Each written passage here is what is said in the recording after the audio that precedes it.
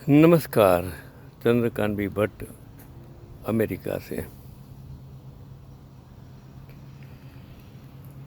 ये पूरा विश्व आज कहाँ जा रहा है।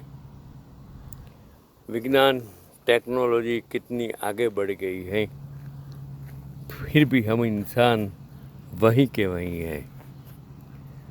हम सत्ता के लिए कितने अमेरिका में भी आकर अपने ही दोस्तों, जिन दोस्तों ने आपको आगे बढ़ाया, उनको इनके साथ गद्दारी करते हो। मतलब आप इंडिया में हो या अमेरिका में हो, जो हमारी संस्कृति है, हमें वो कभी गलत काम करने के लिए नहीं कहती हैं, लेकिन हमारे जो संस्कार हैं वो गलत काम कराते हैं, गलत काम करते हैं। और मैं भी इनका शिकार हो गया हूँ इस 80 साल की उम्र में।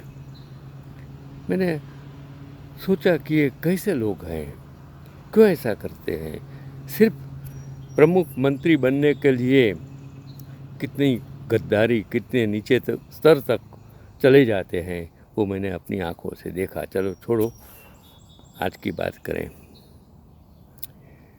कि व्यवसाय स्थल मतलब बिजनेस का जो स्थल क्या है। एक बढ़िया आर्टिकल्स, मैंने सच आर्टिकल्स पढ़ा कि अरबपति पिता का बेटा विदेश मीन्स अमेरिका से पढ़कर भारत में वो लौटा, तो पिता ने बेटे से कहा कि हमारा पारिवारिक बिजनेस तुम संभालो। लड़के ने जवाब दिया कि पापा, मैं अपने तरीके से कुछ अलग करना चाहता हूँ, मुझे 1 साल का समय दीजिए। मैं पूरे देश में घूमना चाहता हूँ और अध्ययन करना चाहता हूँ कि मुझे क्या करना चाहिए, भारत देश में किस प्रकार का बिजनेस करना चाहिए। सच बात है, क्योंकि अमेरिका में बिजनेस करना और इंडिया में बिजनेस करना अलग चीज़ है। 1 साल बाद बेटा घर लौटता है और पिता से कहता है कि मैं अपना खुद का व्यवसाय शुरू करना चाहता हूँ, इसलिए आप मुझे केवल 2 करोड़ रुपये दे दीजिए। संपत्ति बहुत थी, 2 करोड़ कुछ भी नहीं थे पिता के लिए। पिताजी ने उनकी बात मान ली और पूछा कि भले ही मैं तुम्हें 2 करोड़ रुपये दूंगा, लेकिन तुम कौन सा व्यवसाय करना चाहते हो वो मुझे बताइए। लड़के ने जवाब दिया कि 2 साल बाद मैं तुम्हें अपने बिजनेस और प्रगति के बारे में बताऊंगा, तब तक आपको मुझे पूछने का नहीं कि आप क्या करते हो, कहाँ क्या बिजनेस करते हो। शर्त मंजूर हो गई। 2 साल बाद लड़का पिता के पास आया और लड़के ने पिता से पूछा कि मुझे अपना व्यवसाय का स्थान और विवरण। वो पिता ने लड़के को बोला कि तुम बताओ। लड़का अपने पिता को एक ऐसे स्थान की तीर्थ यात्रा पर ले जाता है जहां 12 महीने तीर्थयात्री और भक्तों की भीड़ रहती है। ऐसी जगह, ऐसे आप जानते हो, बनारस, काशी, इलाहाबाद, कितने सारे स्थल हैं, तीर्थ स्थल हैं जहां लोगों की भीड़ ज़्यादा उमड़ती है। जैसे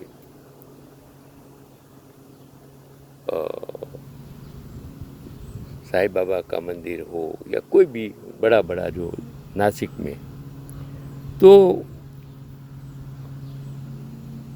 वहाँ वो और उसे एक भव्य मंदिर के दर्शन कराने के लिए वो पिता को ले जाता है।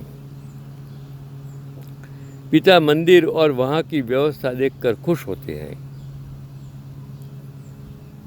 भक्त दर्शन करने के बाद दान पेटी में 1000 रुपया मीन्स पिताजी 1000 रुपया डालते हैं और फिर पिताजी उस लड़के से पूछते हैं कि अब इसे अपने व्यवसाय के स्थान पर ले चलो। सोचिए अब क्या बात होती है, वो महत्व की है। हमारे देश में क्या चलता है, पूरे विश्व में क्या चलता है, पूरे दुनिया में कौन सा बिजनेस अच्छा चलता है, उसकी बात है यहाँ आपकी समझ में आएगी जब आगे मैं बात करता हूँ। तब लड़का जवाब देता है कि पिताजी, यह मंदिर मेरा व्यवसाय है, यही मंदिर मेरा बिजनेस है। मैं पूरे देश में घूमा और मैंने देखा कि अगर इस देश में बिना मेहनत और बिना किसी नुकसान के कोई व्यापार होता है तो वह यही मंदिर है। मैंने ऐसा एक मंदिर अहमदाबाद में वैष्णो देवी सर्कल पर आया, वैष्णो देवी मंदिर एक बिजनेसमैन ने बनाया है, बहुत चलता है। आज जितना चढ़ावा सोने का मंदिर में आता है, इतना चढ़ावा शायद कहीं भी नहीं आता। आज सबसे बड़ा भारत में बड़ा बिजनेस, कितने कितने बड़े मंदिर, और वो स्वामीनारायण के तो से देखो कितने मंदिर हो गए। क्या बात है, भगवान भी कितने महलों में रहते हैं भाई साहब। तो वह यह मंदिर है, बस आपको 2 करोड़ में से मैंने 50 लाख में ज़मीन ले ली और 1 करोड़ रुपये खर्च करके यह भव्य मंदिर बना दिया, और शेष धन से ब्रह्म स्वरूप प्रकट रूप और चमत्कारिक होता है, ऐसी अफवाहें फैलाने के लिए उन्होंने तनख्वाह वाले लोग काम पर रखे, बगीचा, बच्चों के खेलने के उपकरण, रेस्टोरेंट और दुकानें और ऊपर एसी वाले कमरे बनाए, जिसमें नेताओं के रहने और मिलने के लिए मुफ्त मॉल बनाए, मुफ्त हॉल बनाए, और आय में तेजी आने लगी। और 2 साल में ऐसा 2 गुना वो पैसा हो गया। बैंक में पैसा 10 साल में 2 गुना होता है, मेरे पास 2 साल में 2 गुना पैसा हो गया। यहाँ ये धंधा लगातार चल रहा है और 10 साल में मैं वह कमाने जा रहा हूँ जो तुमने अपने जीवन में कभी नहीं सुना होगा, यानी रुपये और भक्त। रुपये और भक्त। मैंने अपने देश की यात्रा के दौरान देखा कि गरीब से गरीब व्यक्ति भी मंदिर में जाकर भगवान के चरणों में फूल नहीं तो दान पेटी में फूल की पंखुड़ी ही दे जाता है। वह कभी यह प्रश्न नहीं करता कि ईश्वर सर्वव्यापी है, इसे धन की आवश्यकता क्यों है और भगवान इस रुपये का क्या कर रहे होंगे। पिता अपने बेटे की प्रगति और शक्ति देखकर हैरान रह गए और बोले कि तुम्हें कानून से डर नहीं लगता। तो भारत की ये शान आन शान बान, बेटे ने हंस कर कहा कि जिसने अभी मेरे ऊपर पैर रखा है वो कानून का रखवाला है। मेरे वहाँ जो आते हैं वो सब कानून के रखवाले हैं, जो मेरे पास आते हैं, मेरे पाँव छूते हैं। जज, उसमें जज हैं, कई डॉक्टर हैं, इंजीनियर हैं, और मेरे ऊपर मतलब नतमस्तक होकर काम करते हैं। और बाबा सोचने लगे कि मैं इस तरह क्यों न देखूं। यह एक कड़वा सच है जिसे स्वीकार करना कठिन है, लेकिन ये वर्तमान सत्य है। ये भारत देश का नहीं, पूरा विश्व का आज सच है कि हम मंदिरों, धर्म के स्थानों को बढ़ावा देने के लिए कितने अरबों रुपये खर्च करते हैं, और लोग उसमें श्रद्धा के नाम कितने पैसे डाल देते हैं। सब उसको सबसे बड़ा गॉड बिजनेस बना दिया है। हम